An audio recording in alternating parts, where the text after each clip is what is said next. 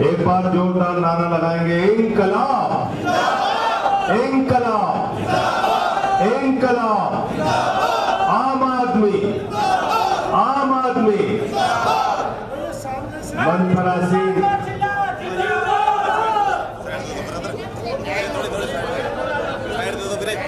देख लैंड दो यार, पिछले साइड दे दो, इधर हो जाए मेरा भरा भाई, थोड़ा साइड हो उन्होंने देख इधर साइड दो।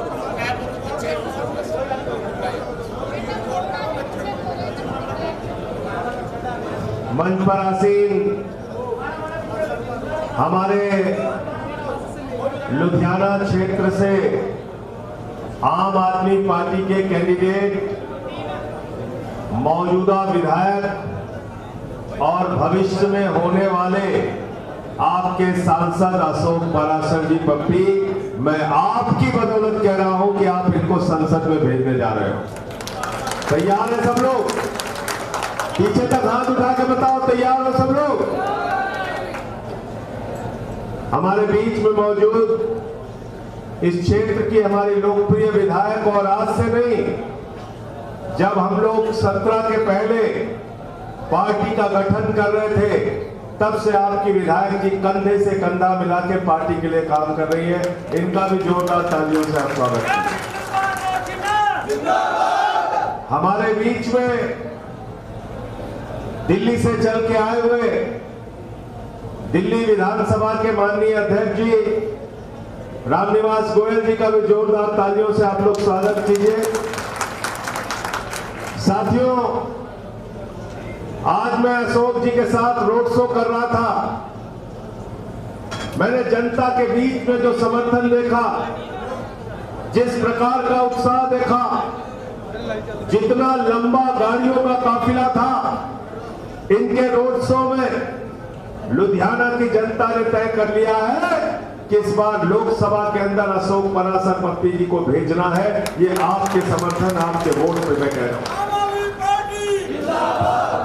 यहाँ पे हमारे यूपी के, बिहार के, झारखंड के, उत्तराखंड के, हिमाचल के, राजस्थान के, हरियाणा के हिंदी भाषी क्षेत्र से तमाम हजारों परिवार यहाँ रहते हैं। 30 राज्यों के लोग यहाँ लुधियाना में रहते हैं।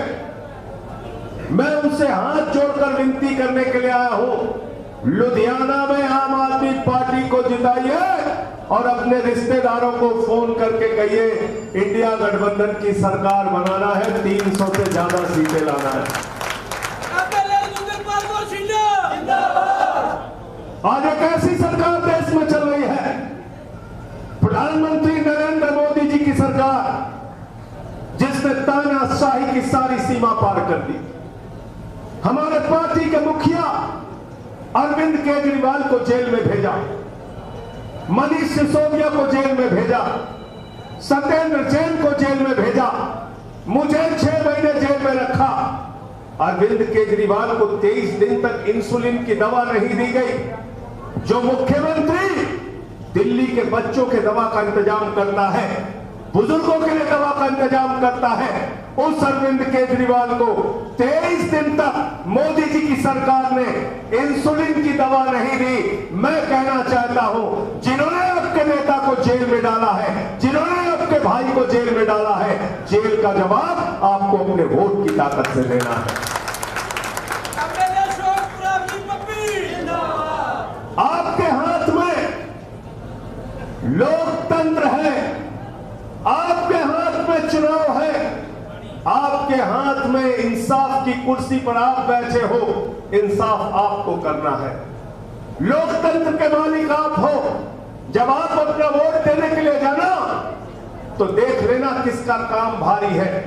एक तरफ मोदी का काम है, दूसरी तरफ भगवंत मान का काम है, अरविंद केजरीवाल का काम है। हमारे कामों को याद कर लेना, हमारी गारंटियों को याद कर लेना। एक तरफ अरविंद केजरीवाल की गारंटी है, भगवंत मान की गारंटी है, और दूसरी तरफ नरेंद्र मोदी की गारंटी है।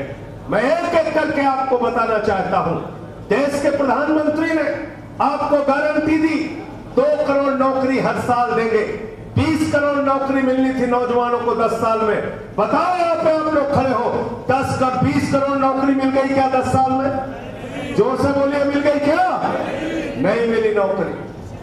नौकरी मिलना तो दूर की बात है, 82 करोड़ लोगों को राशन की लाइन में खड़ा कर दिया मोदी जी ने। बोला 5 किलो राशन लो, खुश हो जाओ। अग्निवीर योजना लेके आए, पंजाब के जवानों के साथ, यहाँ के नौजवानों के साथ प्रधानमंत्री ने गद्दारी करने का काम किया, भारत माता के साथ गद्दारी करने का काम किया।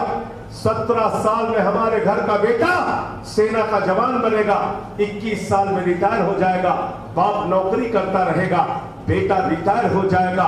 मैं पूछना चाहता हूं मोदी जी, बताओ हमारे घर का बेटा 21 साल में रिटायर होगा, अमित शाह का बेटा जिसको बल्ला पकड़ना नहीं आता, उसको तुमने बीसीसीआई का सेक्रेटरी कैसे बनाया हुआ है? इसका जवाब दो। हमारे घर के बेटों में क्या कमी है, इसका जवाब दो। आप बताइए मुझे। पंजाब के गांव-गांव में चले जाइए, शहीदों के नाम पे आपको द्वार मिलेंगे, ऐसे लोगों के घर मिलेंगे जिन्होंने सेना के लिए अपनी कुर्बानी दी, भारत की रक्षा करते हुए अपनी कुर्बानी दी, अपने प्राणों की आहुति दी। उनको आपने अग्निवीर बना दिया, 21 साल में रिटायर कर दिया। अरे मोदी जी, अगर आपने हमारे बेटों को 21 साल में रिटायर किया है तो आपकी उम्र तो 74 साल है। अब की हम भी आपको रिटायर करेंगे।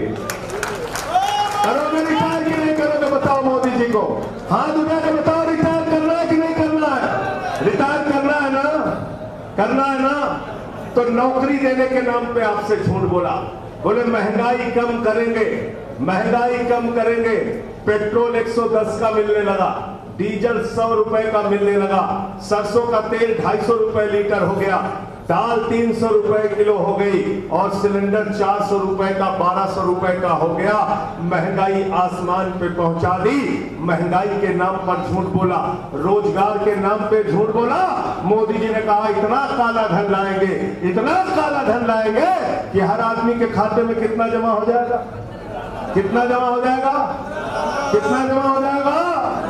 15 पैसे भी खाते में नहीं आए, 15 पैसे भी नहीं आए। और हमारी माताओं बहनों ने पति से छिपा के जो 1500 की नोट रखी थी संदूक में, बेटी की शादी होगी तो ये पैसा काम आएगा, घर में कोई बीमार होगा तो ये पैसा काम आएगा। मोदी जी ने कहा माताओं और बहनों, यही काला धन है, लाइन में लग के जमा कर दो। वो भी खाली करा लिया आपसे। ये बेईमान लोग हैं।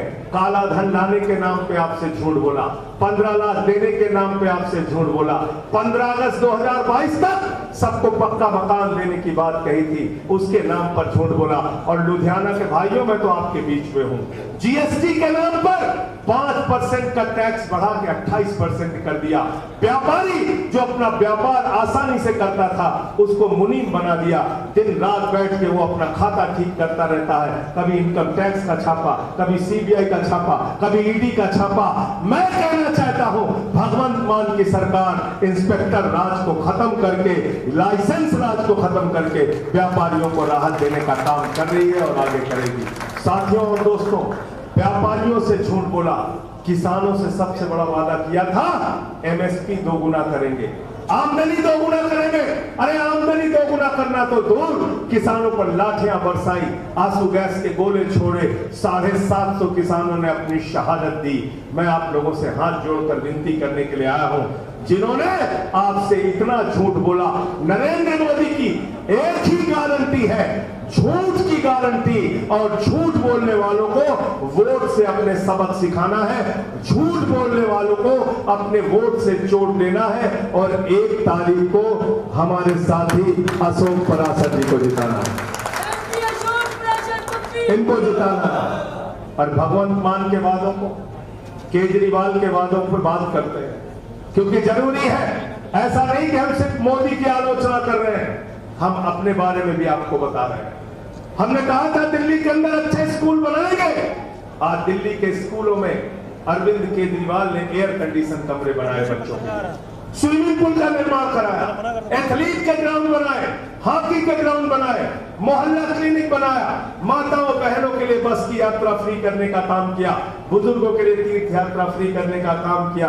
दिल्ली के अंदर आज एक ऐसी सरकार चल रही है बिजली फ्री, पानी फ्री, शिक्षा फ्री, इलाज फ्री, बुजुर्गों की तीर्थ यात्रा फ्री, माताओं बहनों के लिए बस की यात्रा फ्री, और इसके बाद भी 9 साल से मुनाफे का बजट दिया जा रहा है। बताइए आप देखिए, हमारे यहाँ विधानसभा में मुनाफे का बजट दिया जा रहा है, मुनाफे का बजट दिया जा रहा है। ये केजरीवाल ने दिल्ली में करके दिखाया। बात करते हैं भगवंत मान की। भगवंत मान जी ने कहा था 300 यूनिट बिजली फ्री देंगे। आज हर घर के अंदर बिजली का बिल 0 आता है, 0। केजरीवाल की दिल्ली में बिजली का बिल 0, भगवंत मान के पंजाब में बिजली का बिल है 0। जब बिजली का बिल है 0 तो भगवंत मान और केजरीवाल है हमारे क्या है, 0। बिजली का बिल 0 किया पंजाब में, मोहल्ला क्लिनिक बनाने का काम किया पंजाब में, सरकारी स्कूल अच्छे करने का काम किया पंजाब में, और तो और 30-30 साल से जिन नहरों में पानी नहीं जा रहा था उन नहरों में पानी पहुंचाने का काम किया भगवंत मान की सरकार ने। और 1-2 हजार नहीं, 43,000 सरकारी नौकरियां देने का काम भगवंत मान की सरकार ने किया। 10 साल में नरेंद्र मोदी 43,000 नौकरी पूरे देश में नहीं दे पाए, और 2 साल में भगवंत मान ने 43,000 सरकारी पक्की नौकरियां देने का काम किया। ये काम हमने किया है। तो एक तरफ मोदी की झूठ की गारंटी है, दूसरी तरफ केजरीवाल और भगवंत मान की सच की गारंटी है। सच वालों का साथ दीजिए, अशोक पराशर को जिताने का काम कीजिए। मैं आपसे वादा करता हूं, लोकसभा में ये रहेंगे, राज्यसभा में हम रहेंगे, और इंडिया गठबंधन की सरकार बनेगी। लुधियाना के एक-एक काम हम लोग कराने का काम करेंगे। यहां सरकार आपकी है, और इनके फर्जी नारों के चक्कर में मत पड़ना। मोदी जी झूठ बोलने में बहुत एक्सपर्ट आदमी है। जितने अच्छे से आप सच नहीं बोल सकते, उससे ज्यादा बढ़िया मोदी जी झूठ बोल सकते हैं। झूठ बोल सकते हैं, गंजे को भी कंघी बेच देते हैं मोदी जी। ये होशियारी है उनके अंदर, उनसे सावधान रहना। कह रहे 400 पार, 400 पार, 400 पार। मैं मोदी जी के वादों को याद दिलाना चाहता हूं, उनके नारों को याद दिलाना चाहता हूं। गए बंगाल में कह लगे 200 पार, 200 पार, 200 पार, आई 73 सीट। गए झारखंड में कह लगे 65 पार, 65 पार, 65 पार, आई 23 सीट। गए महाराष्ट्र में कह लगे 150 पार, 150 पार, 150 पार, आई 105 सीट। गए कर्नाटक में कह लगे 130 पार, 130 पार, 130 पार, आई 65 सीट। गए हरियाणा में कह लगे 75 पार, 75 पार, 75 पार, आई 40 सीट। गए दिल्ली में कह लगे 45 पार, 45 पार, 45 पार, आई 8 सीट। गए मिजोरम में कह लगे 21 पार, 21 पार, 21 पार, आई 1 सीट। अब कह रहे 400 पार, 400 पार, 400 पार, जनता कह रही है तरी पार, तरी पार, तरी पार।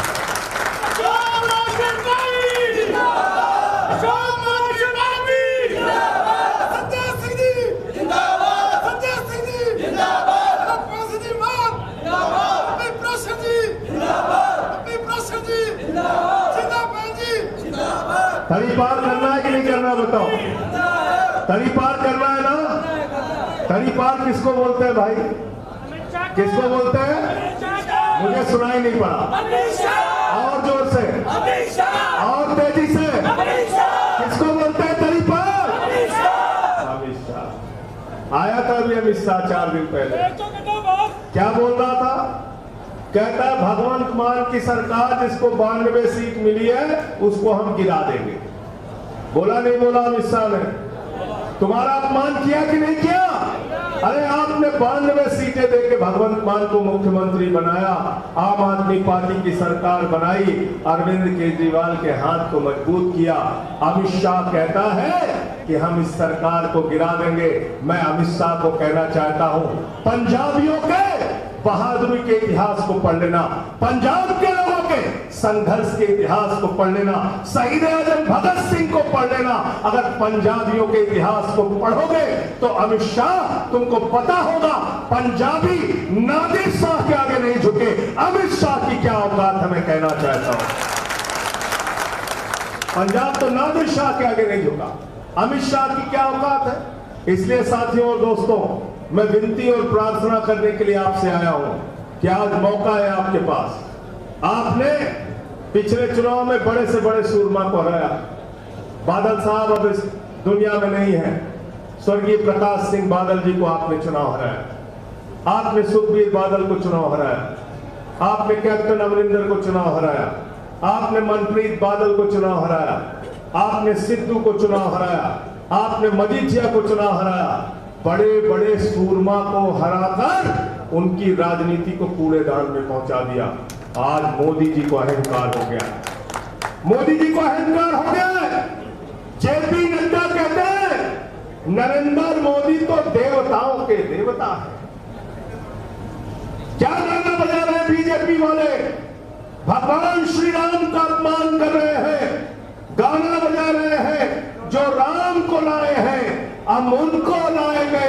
अरे भगवान श्री राम सृष्टि के रचयिता हैं। भगवान श्री राम हमारे आराध्य देवता हैं। भगवान श्री राम हमारे देवता हैं। भगवान इंसान को लेके आए हैं। किसी इंसान की औकात नहीं है भगवान को लाने की। किसी की औकात है क्या भगवान को लाने की? कह रहे हैं भगवान श्री राम को हम लेके आए। और अभी इनका एक प्रवक्ता है संबित पात्रा, वो कह रहा है जगन्नाथ भगवान जी नरेंद्र मोदी के भक्त हैं। जगन्नाथ भगवान नरेंद्र मोदी के भक्त हैं। इतना अहंकार, अपने आप को भगवान से ऊपर समझने लगे हैं मोदी जी।